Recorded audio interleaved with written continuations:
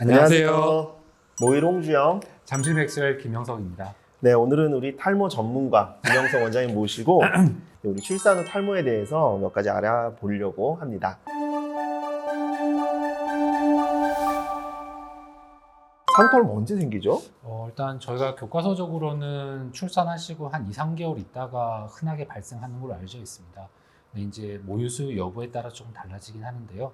그래서 그렇게 생겼다가 모발이 이제 이렇게 진짜 미친 듯이 많이 빠진 이런 것들 기간은 역시 또한 2, 3개월 정도 걸립니다. 그래서 제일 흔한 거는 출산하고 한 3개월 전후 많이 발생한다고 보시면 될 것 같습니다. 네.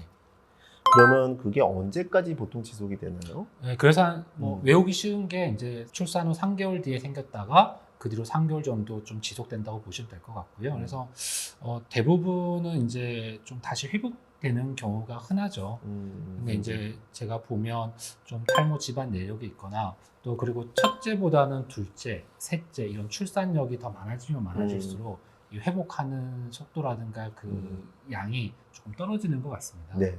그럼 어쨌든 3개월 정도부터 좀 심해지는 느낌을 받으실 거고, 네. 그럼 이제 당연히 이제 산후탈모가 생겼으면 이게 회복되는지 아닌지가 되게 굉장히 궁금하시거든요. 네네네네. 언제 회복되는지, 그럼 네. 아니면 얼만큼 몇 프로 정도가 회복될 수 있는지. 예.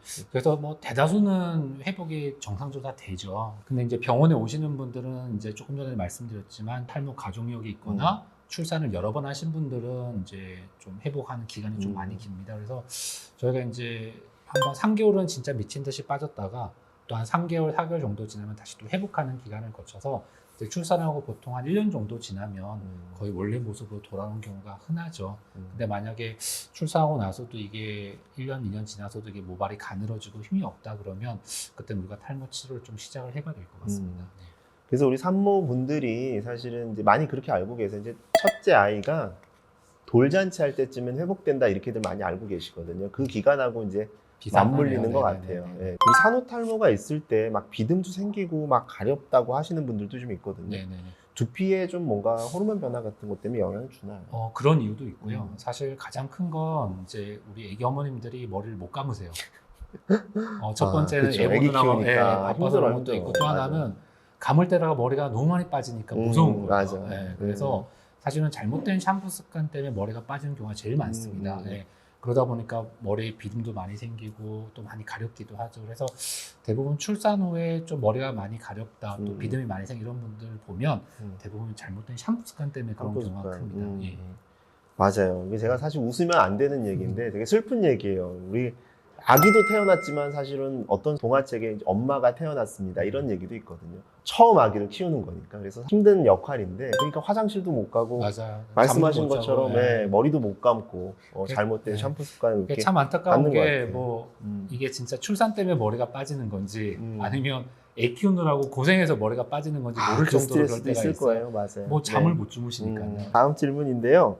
이제 모유수유를 보통 출산하고 이제 하시잖아요. 그래서 모유수유를 하면은 어떨까요? 뭐 탈모가 좀 더 심해지는지 관계가 어떻게 될까요? 저희가 이게? 호르몬적으로 보면 오히려 모유수유를 하면 사실은 그건 임신의 연장이지 않습니까? 왜냐면 모유수유 기간에는 임신이 안 되니까요. 그래서 모유수유랑 탈모랑 크게 상관은 없는 것 같아요. 다만 이제 모유수유가 끝나는 순간부터 이제 출산 후 탈모가 다시 좀 시작이 돼. 그 시기의 차이인 거지. 모유수유를 했냐 안 했냐 자체가 탈모가 뭐 유발이 되거나 또 악화시키는 건 아닌 것 같습니다. 이 기간에 우리 산후탈모가 막 있는데 급성기에 막 빠질 때 막 파마나 염색을 좀 하는 게 어떻게 좀 자극이 될까요? 사실은 이제 출산 후 탈모는 이제 파마 염색을 해서 또는 뭐 다른 외부 환경 때문에 머리가 빠진다기보다는 어떤 여성의 어떤 호르몬 변화 때문에 생기는 거기 때문에 뭐 흰머리가 너무 많거나 이제 그러신 분들은 뭐 출산 후 탈모 기간이나 이럴 때 염색 파마를 하셔도 돼요. 근데 뭐 당장 지금 머리가 하루에 수백 개씩 빠지고 있는데 미용실 가서 염색하실 분은 안 계실 거라고 봐요. 그래서 이제 물어보셨으니까 답해 드리는 건데 염색 파마를 하셔도 되긴 하는데 뭐 과연 뭐 애기 놓고 막 정신 없을 때 미용실 가서 그렇게 하시는 분이 얼마나 계실까 싶기는 해요. 맞아요. 네. 자, 그럼 마지막 제일 중요한 질문인데, 그러면 우리가 산후탈모가 생겼을 때 도대체 그냥 자연히도 낫겠지만 안 날 것 같은 불안감이 있잖아요. 맞아요. 그러면 우리가 이제 언제 치료를 시작해야 되는지, 우리 선생님을 도대체 언제 만날 수 있는지, 그거에 저는 대해서. 이제 그래도 머리가 많이 빠진다 하면 빨리 좀 병원에 오셔야 될 것 같아요. 바로? 저희가 그러면 저희가 이제 그 수유 중에서도 먹을 수 있는 약이라던가 다른 좀 처치들 해드리면 조금 더 빨리 회복할 수가 있는 거죠. 음. 네, 그래서 저희가 오면 좀 진단이나 치료를 해드릴 수 있으니까 좀 출산 후 탈모가 좀 심한 것 같다고 하면 바로 병원에 오시면 좋을 것 같습니다. 네. 우리 이 영상 하나면은 출산 후 탈모에 대한 궁금증이 좀 많이 풀리셨을 것 같아요. 이상 모형주요? 네, 잠시 맥스웰 네, 김영석이었습니다. 감사합니다. 감사합니다. 네. 네.